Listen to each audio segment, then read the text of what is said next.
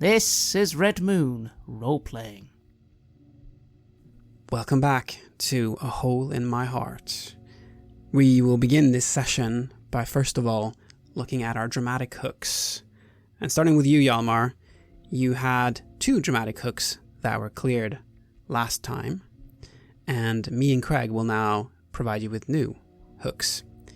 I would like to give you the hook of speaking to your daughter, Cadence.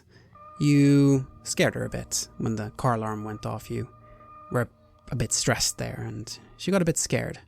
You're going to need to have a heart-to-heart with her. Alright, thank you for that. Speaking to Cadence, making sure she's alright.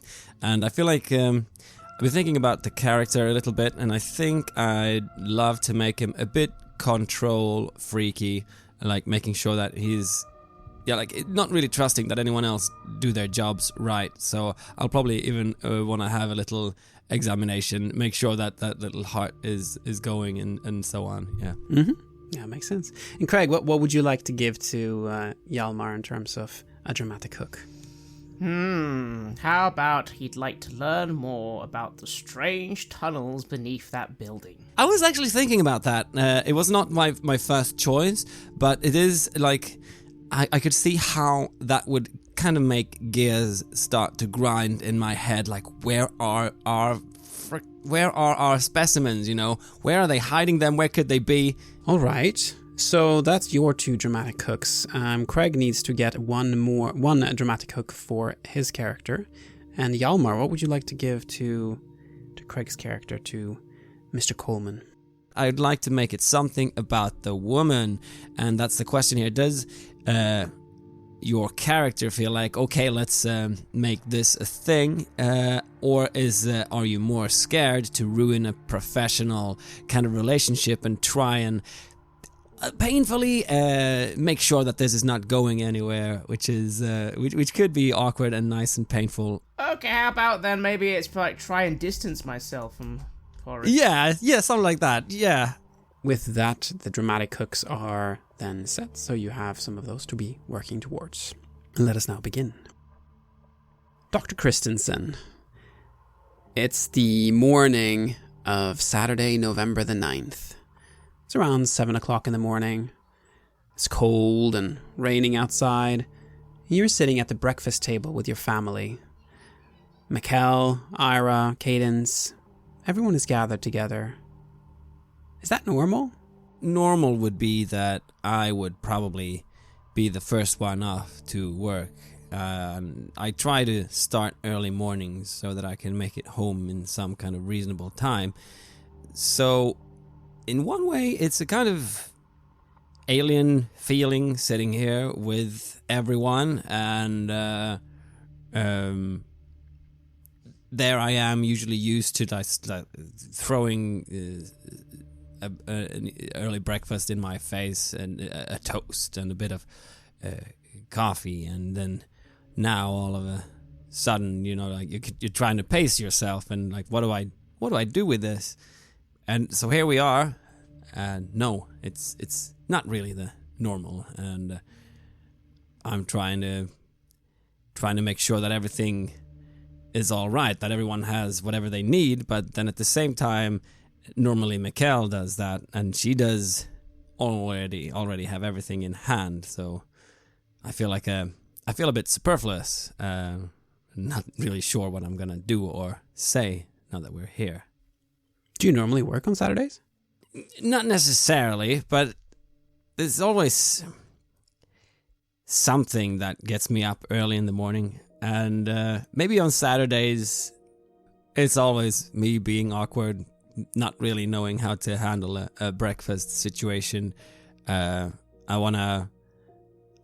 kind of want to go for a run, but somehow I never get out of bed early enough to do that before this, and now I'm just sitting here trying to look after the family, and I guess on this particular day, after having something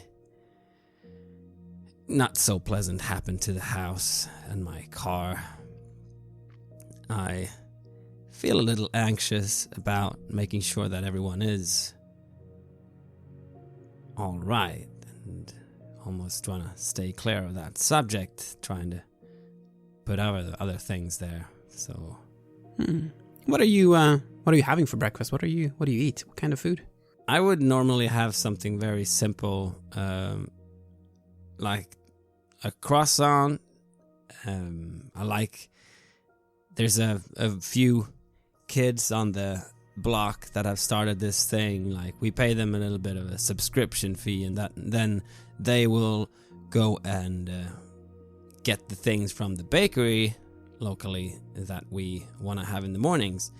And I think that's nice that they're taking an initiative like that. So usually on Saturday mornings we have a bit of fresh bread and rolls, and I like a little croissant and some coffee. I usually put a bit of jam on it, and that's me sitting there and trying to pace myself, like almost painfully slowly trying to butter the croissant and then get some apricot jam, because that's my favorite on it.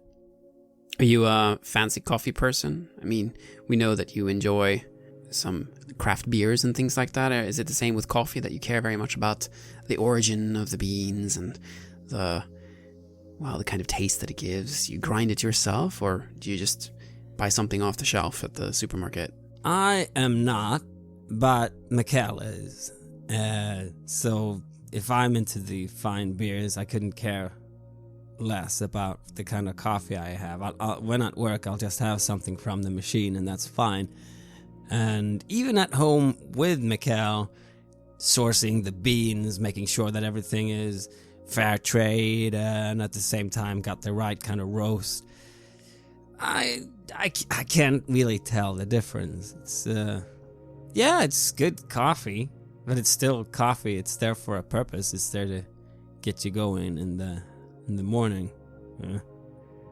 And now it's fun because for some reason, I don't really know how it happened, but Ira has started to think it's really fun to grind the beans and make the coffee. I mean, she's too young to drink it herself, but now, of course, I'm keen to compliment her now on what a great coffee this is. And I think Mikkel is just very good at seeing through my disguise at this point, because she knows I don't really care.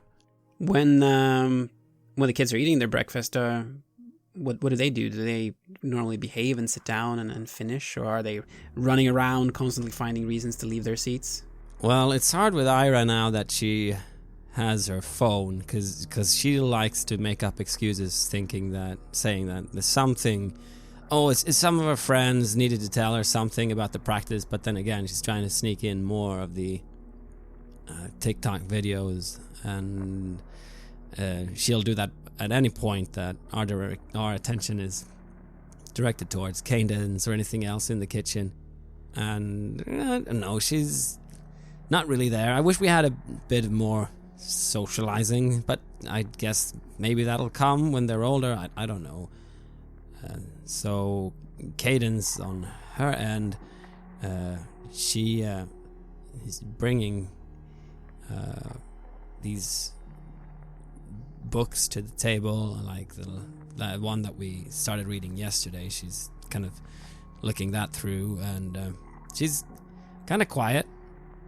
And normally, it's not that crazy around the table.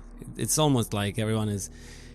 It's more about them being in their own world, and like, are we supposed to socialize? I don't know. I like myself. I'm not used to adding that bit, and Cadence is always busy preparing something or reading something herself. So you kind of end up sitting there and like, you don't want to overthink it because you're all in your own kind of bubble.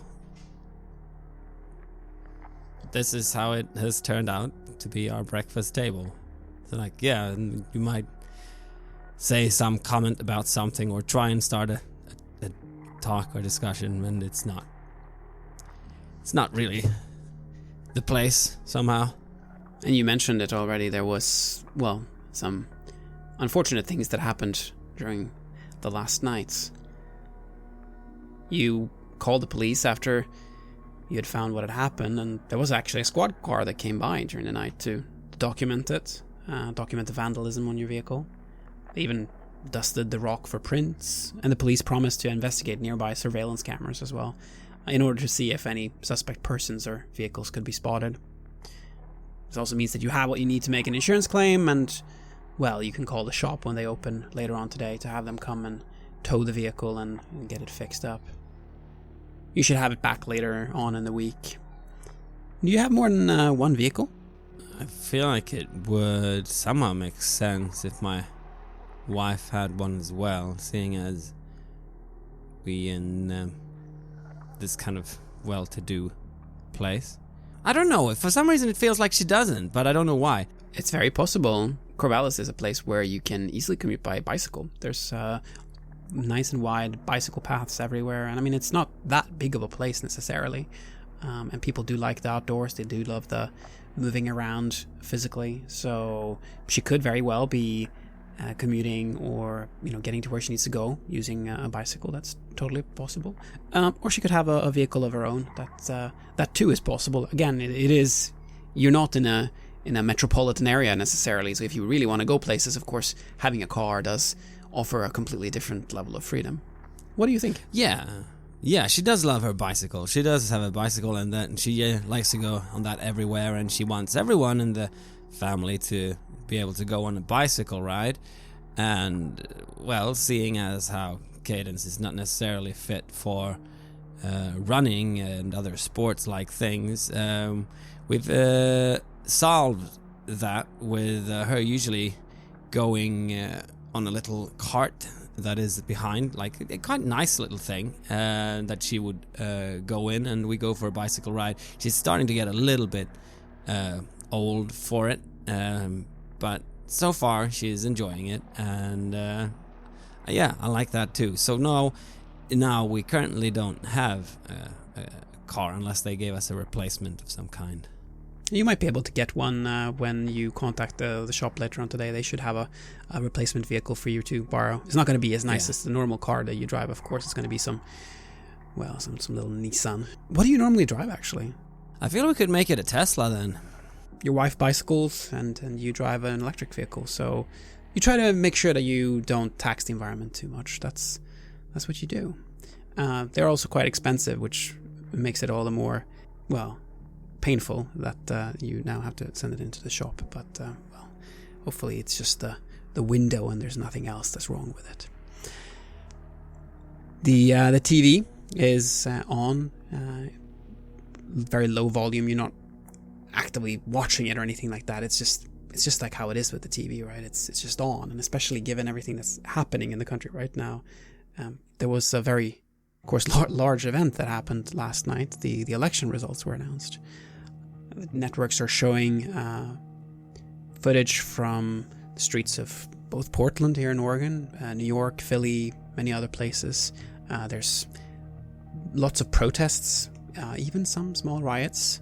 There's apparently large marches that are planned for today and for tomorrow as well. Did you vote in the election, and what are your thoughts on it finally being over? Yeah, I did vote. I do see it as important, and we do talk about it sometimes among our friends, how we would prefer to see things, what direction we want them to move in.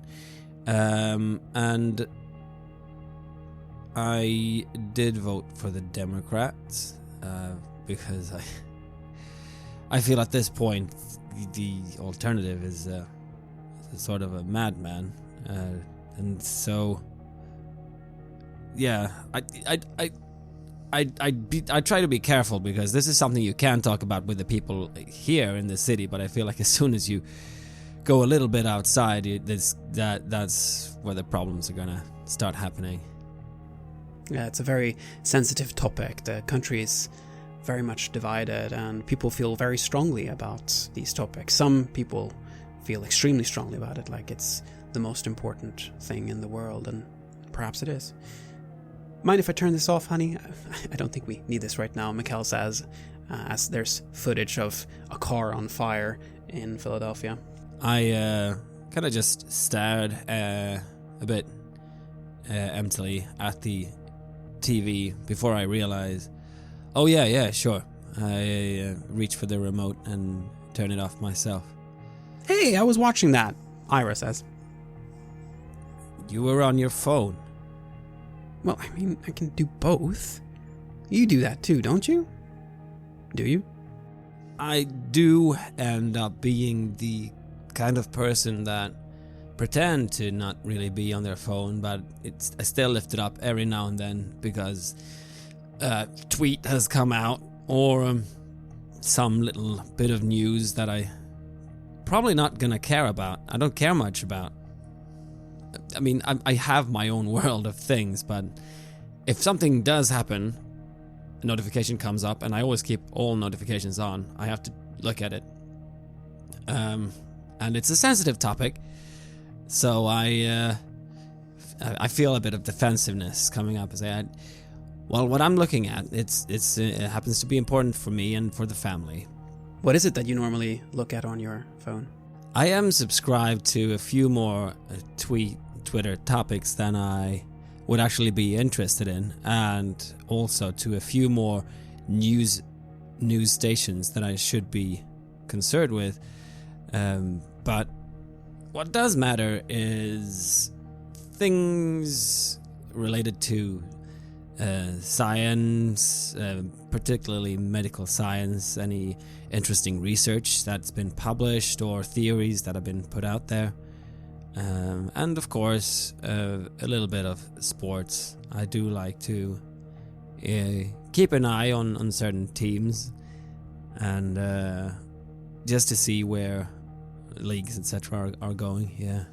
Yeah, it makes sense. You're at the cutting edge of your professional field, so keeping up with what's happening and what other universities and other researchers are doing is something that, of course, makes perfect sense and is very much a part of your job description. Do you find that you're able to balance the checking of the phone and your family well, or do you have regrets? I feel like the only regrets are at times like these, when we're not doing something, when we're sitting and eating, and it's much easier to do activities together where you are, let's say, doing a sport or playing a game or something that takes the attention, and you don't need to sit there and try and milk boring subjects like what happened at work today. And it is moments like these that, yeah, I do tend to get a bit distracted and a little bit restless as I want to get on to doing something. I know, baby. Let's just have a nice breakfast, Mikkel says to Ira. Let the world sort itself out, huh? Can you cut this for me, Dad? Cadence says to you. She's got a fried egg that she wants you to cut for her so that she can eat it. I say, we can cut it together, and I get up to go around and to sort of hold her hands and help her cut it. And she smiles at you, and you feel her small hands in yours. How does that make you feel? It feels nice. It's fun. Almost feel a bit giggly and proud that I'm suddenly doing something that is involving one of them here at the table. I feel like I almost miss these times with Ira now that she can do most things herself, and I might be holding on to them a little bit longer than I should with this one, but it's nice to feel needed. It is, isn't it? You haven't had a chance to talk to her yet about what happened last night. She didn't take it so well, which is understandable. It's not every day that a crime is committed when you're home or outside of it. I'm trying to keep myself from checking her pulse as I'm holding her hands. I'm doing this now, cutting an egg. Hope she's okay. A bit of stress in her state could set things off, and we have 3 years for now. There's no need for it to work harder than it should, that little heart. Maybe I should actually check in on her and see how she is. She'll probably not like having a checkup because she's had enough of those at hospitals, at home. But what's needed is needed, and she'll understand. So as I help her cut the egg, I say, "How are you feeling today, Cadence?" I'm okay. I'm okay. It was scary last night, huh? Yeah, was a little bit scary. The car alarm was very loud, wasn't it? Yeah, I couldn't really sleep after that. Oh no, you couldn't sleep. That's too bad. I thought they might come back and smash more windows and throw rocks through my window. I wouldn't want that. Oh no, honey, that's not gonna happen. There was just someone running by, feeling angry, and you gotta never worry about those people, because they just do that thing and then they run on and they go somewhere else, probably far, far away from here. Did they do that because they hate me? Hate you? Why would they hate you? I don't know. That's silly talk. Where do you get that? No one hates you. How could anyone hate you, right? Right. Yeah, I'm your princess. You always say that. No one hates the princess, right? You're my little princess. Everybody loves the princess. But if you didn't sleep very well, then maybe, just maybe, we just need to make sure that little heart is going as it should, okay? Okay. And, well, she knows the drill. You do these checks quite often. You have your stethoscope close by. Yeah. I'll let her finish up the breakfast, and then I'll do that. And yeah, I'll listen for the rhythms, timing them, and it's always with a bit of... I don't feel good about doing it because I know it's not going to be perfect. I'll have to be patient and see that it's not worse than the imperfection that is already there. Yes.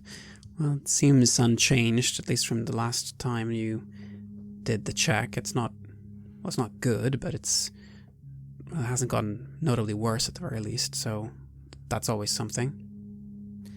Yeah. You know, honey, you seem like you're just fine. But if you didn't sleep that well, then maybe today is the day where we take it a little bit easy, okay? Yeah, that sounds good. That sounds good. I would like you to roll Experiment Gone Wrong. And for that disadvantage, today it's a 16. Mikkel looks to you, Jermaine. I have packed your bag for today, honey. Prepared you a nice lunchbox as well. Right. Oh yes, that's right. You wanted to take it easy with Cadence, but you need to do something today. You are supposed to join this charity kayak trip down the Willamette River. And, well, it's for work. Some of the rich donors are going to be there, and, well, they sort of expect you to be joining that. And, well, it's an opportunity to perhaps also secure even more funding for the future. Yeah, and I knew somewhere that was going on today. I'm fairly in control of my schedule, and I know my things.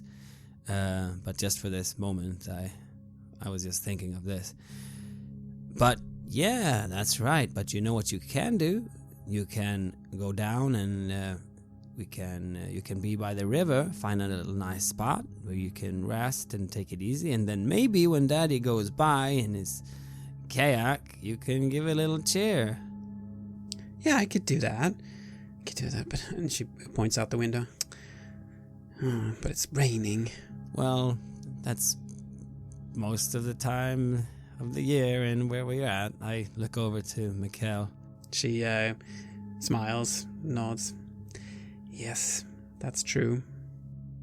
Could be that the river is quite feisty today.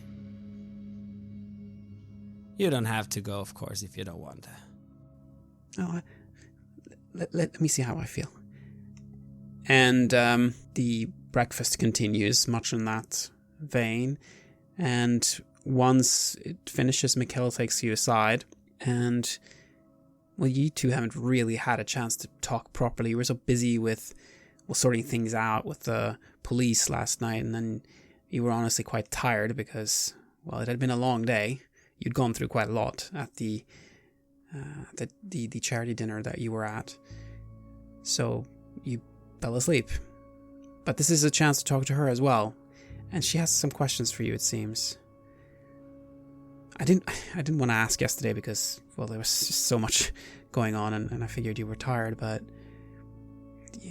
this thing that happened, you think it's about the election or the research or some kid's prank gone too far? Yeah, well, at the party, I was talking to Tiana, and she said that she'd had some problems on social media, people being a bit aggressive with what words they used and such things. And well, I hate to think it, but I can't help but think that it could be related.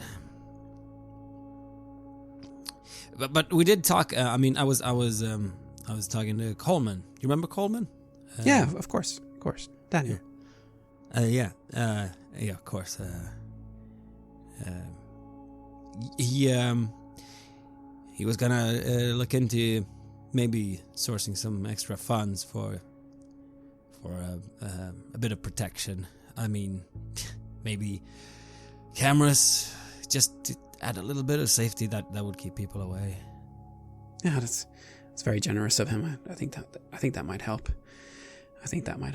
And it is interesting, this thing. I mean, Corvallis isn't really a place that tends to see political violence or I mean, there are protests. You know, there were high schoolers marching against Trump after the first election. You had your BLM marches.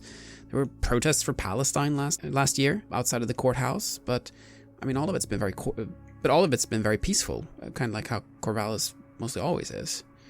I mean, things can get rowdy, not for political reasons. I mean, especially after the football games, drunk students exclaiming that they are in Corvegas and that everything goes, that kind of thing. But I mean, even that is comparatively innocent and rarely extends beyond a few folks getting thrown in the drunk tank. So this targeted thing, it's out of character for Corvallis. Yeah. Well, I couldn't think of anything else. Did you think something about that?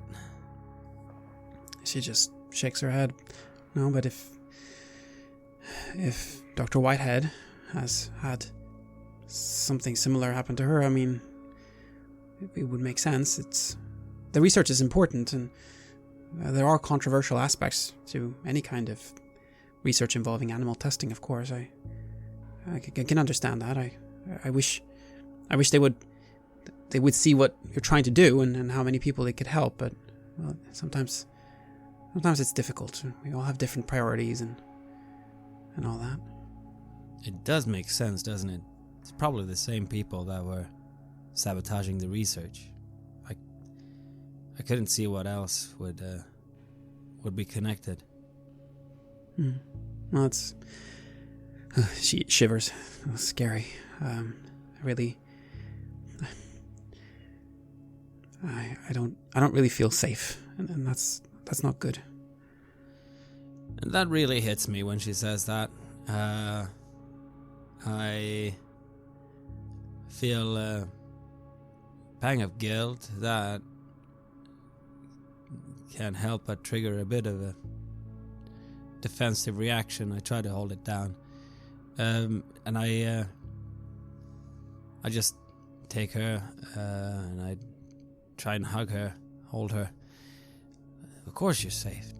She hugs you back and holds you back, and I feel safer already, she says. Well, let's keep our eyes open. Yeah, let's do that. And, it's... it wouldn't go any further than this. It's just a bit of vandalism. My real worry is just things like Cadence, just getting her sleep. She needs to be rested. I don't know. Do you think I should hire someone or look in it? You think we can afford it? Well, until we get the funds for continuing the project, I feel like probably could be worth it. I think we have something to pull from. All right. Well, you know best. I would support that. We need to look out for her. That's our most important job. There's a notification that comes on your phone. Text message. I let her go in that kind of way when you're like, yeah, we were done hugging anyway, weren't we? And I'll just check my phone for a little bit accidentally and pull it up. Yeah. How does she normally react to that when you prioritize your phone? Is it something you've thought over? What she usually does is what most of us do. You reach for your own phone because you don't want to be the only one standing without something. But now she left this one at the breakfast table this time, so she doesn't have one to reach for. So she'll these times she'll usually just do what thing that she does is folding her arms, looking away, being a bit impatient, and I sometimes pretend not to see that, but it kind of depends on what I'm reading on my phone. Yeah, it's a text message from Dr. Whitehead. It reads, "Thank you for everything yesterday. Your discretion and professionalism is something I know I can always rely on, Germaine. I'm following up on something that may help us solve our current predicament. We'll let you know when I have something solid." And I feel like Mikkel's impatience there. I feel like I need to say something. It's from Tiana. She says she's following up on something. That's good. Yeah, get it going again. That's great. That's great. We need to get it going soon. Yeah. Yeah, absolutely. Yeah. You're good for today then? I mean... Oh yeah, I'll be fine. I'll take care of the kids, and you enjoy that kayak trip. I'm sure it will be great. The Willamette is beautiful even in the rain. Yeah, it is. It is. And it's for a good cause too. The awareness of that. It's for Cadence. It's for Cadence. Yeah. She says and she smiles. And that's where we will leave Dr. Christensen, and we will move to Mr. Coleman. And you two are having breakfast. How does that normally go for you? What do you eat? Do you watch TV, listen to music? How does this important time of day normally look like for you? Well, I suppose I like to read the newspaper and have some cereal, maybe cook myself up something. I think on this occasion I have made myself some eggs and bacon. I do like those sort of things. Of course, for me, there's not anyone around, so it's just me, but that's okay. I'm reading the newspaper, maybe reading about those election results. How did it go? I voted Democrat. Did they win? The Trump-Haley ticket won this time, so he will be back as president again come January. That's not good, but I I guess I'll just have to deal with it. I'm not really into politics, really. I just kind of try and vote for the person who isn't gonna screw over the country the most. Oh well. I guess I'll have to make plans, especially in regard to some business endeavors and investments. God knows how the taxes are going to go on those sort of things. I'm sure my people will be on it. So I'll close the paper, try and enjoy my breakfast, make a note that I have to... Well, I'm the one who's having to wash my bed linen and clothes. That stuff's always unpleasant to deal with, but it's always fine, and I'm fine. As you remember, last night, there was something that happened, wasn't there? The sheets. So, please roll repressed memories. A 9. This is a very unpleasant experience, Daniel. What you remember is not just what happened last night, not just the bloody sheets and the dirt that you had dragged into the bed. No, there's more. There's flashes of lights, of screams of violence. You're holding the knife. You're shoving it into a person, a young woman. You're twisting it. She spits up blood. Her head is shaved and her face is scarred. There are faceless others around you. This is incredibly unpleasant, and you find yourself on the floor. I want you to lose 4 stability as you have an extremely unpleasant experience. I spill my breakfast on the floor. I'm heaving a little. I think I almost vomit. What's happening? No, I don't... I'm at a loss of words. I just sort of start mumbling to myself. This doesn't happen. How could that happen? I know this has happened before, but I don't remember. Why? I don't want to. I try and stand up, but it's very difficult. I'm very upset. I've started to cry. It is. It feels real. Like it's a real memory. Like you actually did that and there was blood in your bed. But why would you do that? Why would that be something that you would do? Who was that woman? Why would you have any interest in stabbing someone? That couldn't have been you. Could it? No. It can't have. Surely... I need to... Oh no. I run to my phone, and I quickly ring Miss Forrest. I need to ring her now. I must ring her now.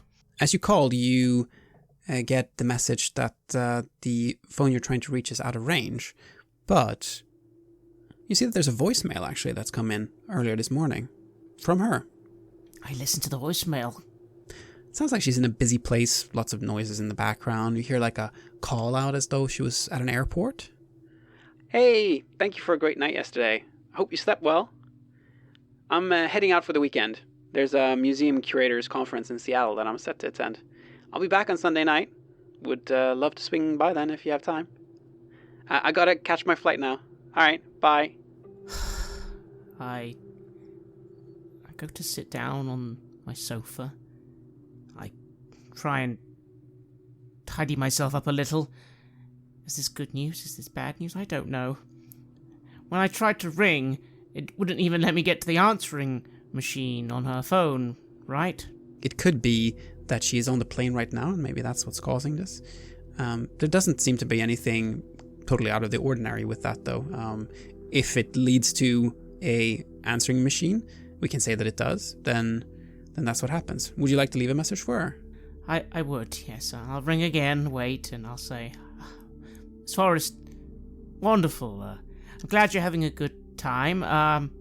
Sunday, I'm afraid I'm going to be very busy then. Maybe another time, though, of course. Thank you.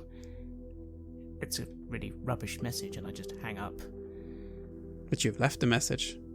Did you? Or did you cancel? No, I do leave the message. And sigh because it's not a good idea.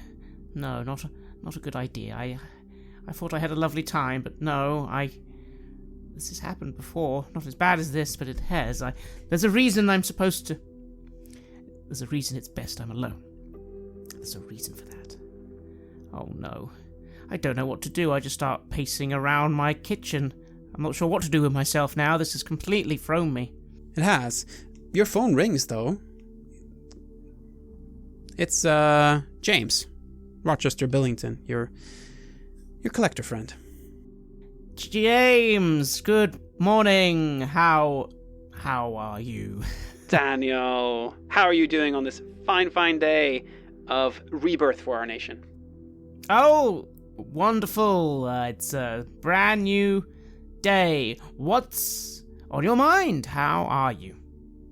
Oh, I just wanted to check in. I mean, I'm sorry, I'm just so giddy about the opportunities here. I mean, we'll finally have someone in charge of the country who has our interests at heart, no? Sure. Yes. Opportunities. You're not worried there's going to be a whole bunch more tax reforms there was last time? Well, I mean, yes, of course. That's what I'm so hopeful about. And here you reflect back. In your situation, actually, well, there's going to be some tariffs on imports from other countries, but taxes, especially those affecting rich people like yourself, capital gains, those kinds of things, if it's something that benefits Mr. Trump, then it's something that's bound to benefit you. If anything, you will have to pay a lot less. There's going to be a lot less regulators that will be bothering you. Your life is going to be a lot easier, actually.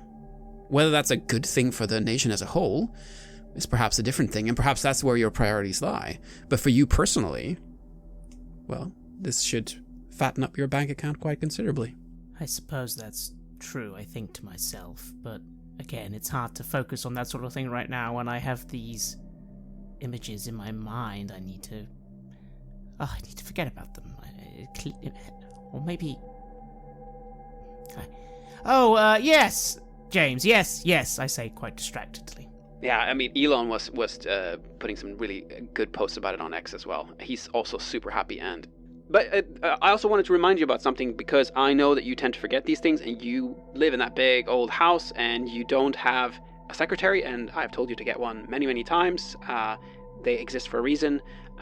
You are supposed to join the charity kayak trip today. And there's a good reason for you to do that, aside from the fact that you're going to be there with all the other rich folks around our area. A lot of business opportunities coming from that, as always. But also, I have heard that Julia Scott is going to be there. And a little bird who is often correct about things has whispered in my ear that she will likely be appointed the commissioner of the Customs and Border Patrol.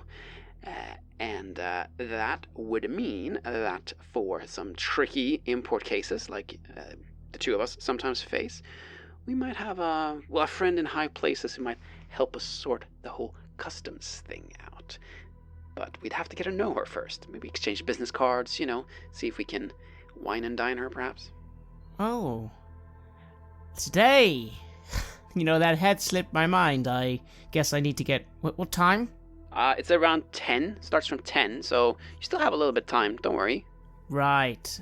Thanks. I guess I'll see you there then. Yeah, that sounds wonderful. We'll talk business. I sigh, I hate talking business. We'll talk business, and yeah, I mean, you're right. That would actually be good for the tariffs. Yes. The border stuff is... Yes, I'll... Oh dear, what's that? I think something's burning. I'll see you in a bit, James. See you. America is going to be great again. I'm telling you. And he hangs up. Oh, I really wish he wouldn't say stupid shit like that, but okay. I pace a little, I put the phone down, I go to my bathroom, I start trying to clean myself up. Right, I do need to focus. I'm really not in the mood for this, but I suppose it would be good. But there's one thing I have to do first. After getting myself ready, I go downstairs. I go into the basement, enter the code. I enter my private area, and, well, first of all, the knife is nice and safe, isn't it? It's where it should be, yes? Yes. Good. Okay. I'm going to take it out of the casing. I'm going to hold it, and I just need to know. You see, the knife, it's a funny thing, really, but the knife's always... The knife can tell you if you're safe. It's a bit abstract, like, what does that even mean? What does it mean in this world to be safe? But it does somehow, sometimes if I ask it, let me know. And I need to know right now. I really want to know. I am safe, aren't I? So I would very much like to take the knife, hold it close, make a very small cut on my finger, and yes, see if the artifact will help me today. Please roll. That is 15. I will choose one option, and that is to receive a vision of what threatens you, or as I could interpret it, if there is something threatening me, maybe I can see it, but hopefully there's not. I say to the knife, please, I'm safe, aren't I? I want to be safe. You feel both safe and not safe at the same time. You saw the vision previously. This person that you stabbed, scarred young woman.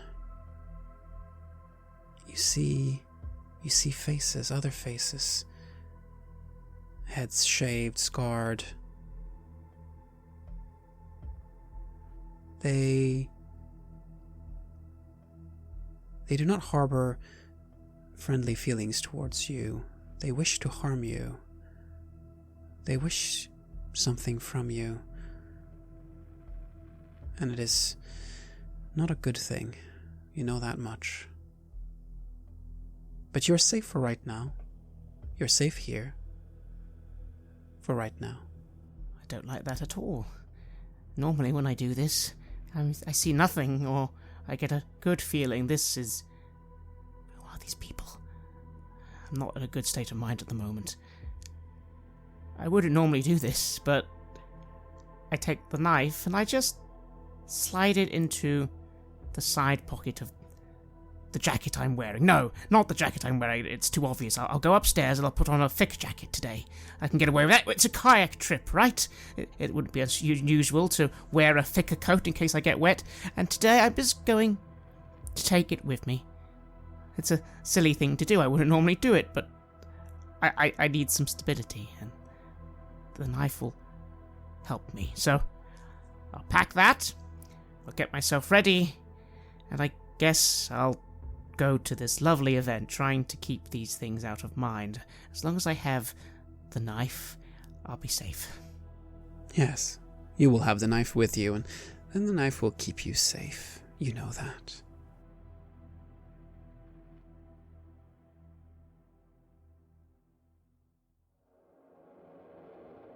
You have listened to an episode of Red Moon Roleplaying, where we play the scenario, A Hole in My Heart, for KULT Divinity Lost. We have created this scenario ourselves, and this series is sponsored by Helmgast. The music was made by Atrium Carceri, and was used with permission from their label, Cryochamber. Check out their website at cryochamber.bandcamp.com or their YouTube channel for some moody dark ambient for your gaming table.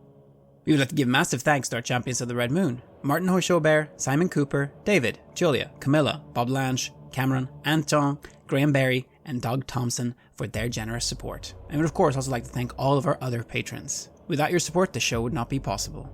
If you want to support our work, please check us out on Patreon. You can get access to bonus campaigns for KULT Divinity Lost and Coriolis there, as well as get early and raw access to all of our recordings.